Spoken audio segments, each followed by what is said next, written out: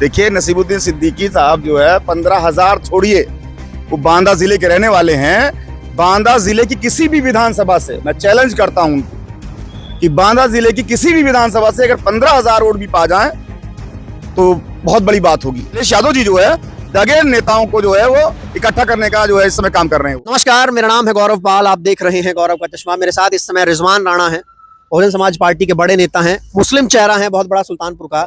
आज एक खबर है जो कि उत्तर प्रदेश में ट्रेंडिंग में है। नसीमुद्दीन सिद्दीकी ने समाजवादी पार्टी ज्वाइन कर ली। लोग कह रहे हैं कि बसपा के कद्दावर नेता नसीमुद्दीन सिद्दीकी ने समाजवादी पार्टी ज्वाइन कर ली। अब तो 27 में सरकार पक्की है, बसपा का सारा वोट बैंक अब सपा में चला जाएगा। देखिए नसीमुद्दीन सिद्दीकी के बारे में जो आप एक शब्द कह रहे हैं कद्दावर नेता, और जो मीडिया चला रही है एकदम गलत चला रही है। नसीमुद्दीन सिद्दीकी जो है वो बहुजन समाज पार्टी के नेता थे कद्दावर। 8 साल पहले बहुजन समाज पार्टी के निकाले गए नेता हैं और वो कांग्रेस पार्टी के दगे हुए कारतूस हैं।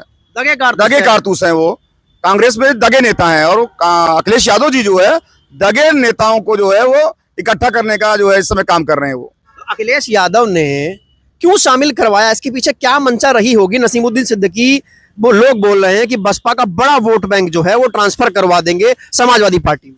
देखिए एक मजबूत जो कारण अंदर से निकल करके आ रहा है। अभी कांग्रेस के सांसद हैं इमरान मसूद जी, वो लगातार जो है वो समाजवादी पार्टी पे हमलावर हैं और वो उनकी जो बातें हैं वो कांग्रेस समाजवादी पार्टी के लिए कांटों की तरह चुभ रही हैं। उसी कैंपेन में उन्होंने जो है जो कांग्रेस के निकले हुए नेता हैं जिन्होंने कांग्रेस छोड़ी है, उन्होंने अखिलेश यादव जी ने कांग्रेस को चिढ़ाने के लिए जो नसीमुद्दीन सिद्दीकी को शामिल कराया है। अरे यार, आप बोल रहे हैं कि 15,183 कितने नेताओं को लेकर, लोगों को लेकर ज्वाइन किए हैं आज। देखिए नसीमुद्दीन सिद्दीकी साहब जो है 15,000 छोड़िए, वो बांदा जिले के रहने वाले हैं। बांदा जिले की किसी भी विधानसभा से मैं चैलेंज करता हूं उनको कि बांदा जिले की किसी भी विधानसभा से अगर 15,000 वोट भी पा जाएं तो बहुत बड़ी बात होगी। नहीं, आपने कहा कि दगे हुए नेता, लेकिन बसपा की सरकार में तो बहुत बड़े नेता थे। 15-15, 20-20 मंत्रालय, रुतबा था, रुबाब था। देखिए ये 8-9 साल पहले की बात है जब बहुजन समाज पार्टी में हुआ करते थे। हमारी नेता श्री बहन कुमारी मायावती जी ने उनको नसीम से नसीमुद्दीन सिद्दीकी बनाने का काम किया, माननीय बनाने का काम किया। और ऐसे व्यक्ति ने बहुजन समाज पार्टी की नेता के साथ अब विश्वासघात करने का काम किया। और मैं तो ये आपके माध्यम से एक बात कहना चाहूंगा कि बहुजन समाज पार्टी की नेता के साथ जो व्यक्ति विश्वासघात किया वो किसी भी पार्टी में जाएगा, वहां का जो नेता है उस पर विश्वास नहीं करेगा। कोई भी नेता आज की डेट में इनसे फोन पर बात करने क्या कारण है इनका कांग्रेस से निकल जाने का? जब राहुल गांधी जी को फोन करते हैं तो फोन ही नहीं उठाते इनका। क्यों नहीं उठाते राहुल गांधी? भाई आप उनको डर है कहीं टेप ना कर लें। टेप कर लेंगे, टेप करने की आदत से लोग परेशान हैं इनके। आज देख लीजिए 4 दिन बाद देखिएगा यही शिकायत इनको आकाश इनसे भी रहेगी, नसीमुद्दीन सिद्दीकी साहब से भी रहेगी, अखिलेश यादव से रहेगी कि इनका फोन नहीं। कौन नेता भाई चाहेगा कि इनका अपना फोन टेप करवाना? लोग कहते हैं कि बांदा जिले में बहुत बढ़िया पकड़ है, वहां का जो दलित समाज है उसको समाजवादी पार्टी में लाएंगे, पीडीए को मजबूत करेंगे। और बता रहे हैं कि और 2-4 नेता, फूल बाबू और कमर हयात अंसारी और नेता शामिल हुए हैं। देखिए बांदा में एक बार विधायक हुए थे और बहुजन समाज पार्टी के नेता ने इनको जो है मंडी परिषद का चेयरमैन बनाया और उसके बाद इनको दिन प्रतिदिन जो है फिर उसके बाद कभी चुनाव नहीं लड़े ना जीते। बहुजन समाज पार्टी के नेता आदरणीय श्री बहन कुमारी मायावती जी ने इनको जो है विधान परिषद लगातार भेज करके, इनके परिवार को विधान परिषद भेज करके इनको सम्मान देने का काम किया, इनके कद को बढ़ाने का काम किया। और आज की डेट में जो लोग इनके साथ जुड़ने का काम कर रहे हैं वो भी लोग कहीं कोई कह रहा था कि बसपा में भी कोशिश किए थे आने की। बसपा में तो रो रहे हैं, देख रहे हैं, सोशल मीडिया में कह रहे हैं कि माननीय बहन जी अगर हमको फोन करेंगे मैं खड़ा हो जाऊंगा, मैं बैठ के नहीं बात करूंगा। तो इससे ज्यादा और क्या आप समझ सकते हैं? आतुर थे पूरी तरीके से, लेकिन बहुजन समाज पार्टी के नेता अखिलेश बहन जी ने उनको भाव नहीं दिया कोई। अखिलेश यादव का ये कहना है, अखिलेश यादव जी ये कहते हैं कि बसपा जब खत्म हो गई, सब दलित वोट जो है वो पीडीए बना रहा है, सब सपा के साथ आ रहा है। देखिए अखिलेश यादव जी को एक समय एक शौक है कि वो जो दगे हुए पुर्जे हैं, पुराने पुर्जे हैं, उनको इकट्ठा करने का म्यूजियम बना रहे हैं वो। तो ये दगे हुए जो नेता हैं इधर उधर के दूसरी पार्टियों को, तो वो मीडिया खेलो खेल करके खेल करते हैं, उस खेल के माध्यम से इनका पुर्जा बनाने का म्यूजियम बना रहे हैं। आप कह रहे हैं नसीमुद्दीन सिद्दीकी दगा हुआ पुर्जा? नहीं, नसीमुद्दीन सिद्दीकी साहब जो है वो कांग्रेस के दगे पुर्जे हैं, दगे कारतूस हैं वो। बसपा उनके पास कोई वोट नहीं है।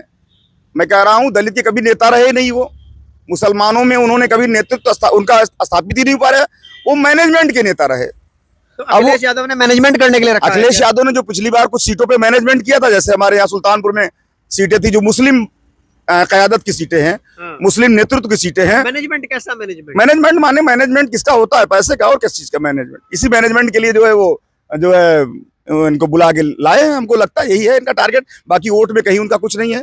वो नेता माने, ना मुसलमानों के कभी नेता माने गए और न कभी दलितों के तो नेता क्या रहे। अखिलेश यादव को इस बात का डर है कि जो मुस्लिम नेता इधर उधर भाग रहे हैं उनको सबको अपने साथ ले लेकर कहीं मुस्लिम वोट भाग ना जाए?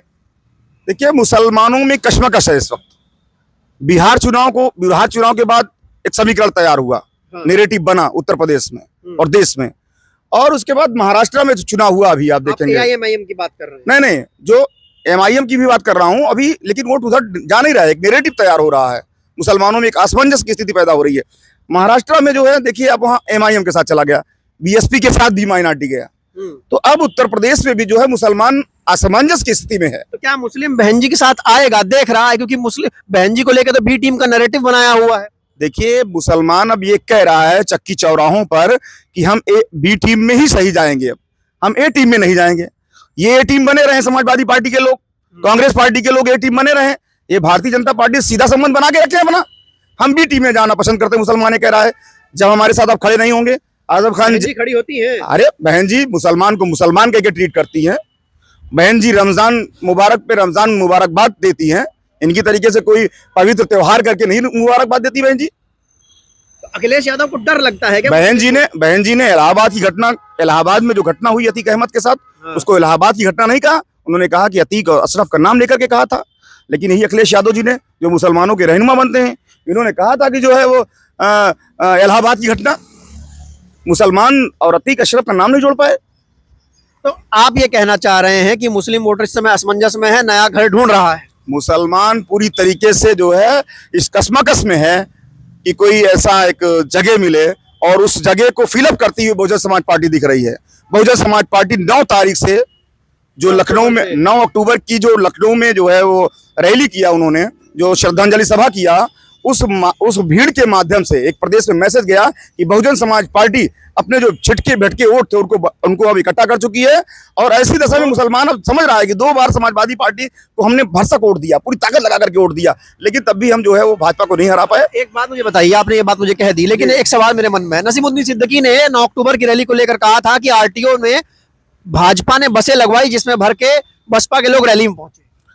नहीं, ये नसीमुद्दीन सिद्दीकी साहब जो कह रहे हैं, असलियत में ये जितने भी नेता, नसीमुद्दीन हो या जितने भी नेता हैं, ये अपने नेताओं को, आकाओं को खुश करना चाहते हैं। जो बहुजन समाज पार्टी से निकाले गए नेता हैं, बहुजन समाज पार्टी से जो भगाए गए नेता हैं, ये नेता अपनी पार्टियों के आकाओं को खुश करने के लिए ये बताने की कोशिश कर रहे थे। ये लोग अपने नेताओं को ये बताए थे कि अब हम निकल आए हैं, अब बहुजन समाज पार्टी में कोई मैनेजर नहीं है, कोई मैनेजमेंट करने वाला नहीं है, बहुजन समाज पार्टी खत्म हो चुकी है, बहुजन समाज पार्टी रैली नहीं कर सकती है। तो ये बताने की कोशिश में लगे थे। लेकिन जब बहुजन समाज पार्टी ने इतनी बड़ी रैली कर दी, तो इनका जो ये नेरेटिव सेट किया था इन्होंने पार्टियों में अपना, वो खत्म हो गया। तो उसको छुपाने के लिए जो ये लोग जो है अपना ये सब ड्रामा बना रहे थे। ये इनका अपना ड्रामा है। बाकी हम लोग क्योंकि बहुजन समाज पार्टी के ज़मीनी कार्यकर्ता हैं, बहुजन समाज पार्टी के सिपाही हैं हम लोग, बाबा साहब डॉक्टर BR अम्बेडकर के संविधान को मानने वाले लोग हैं।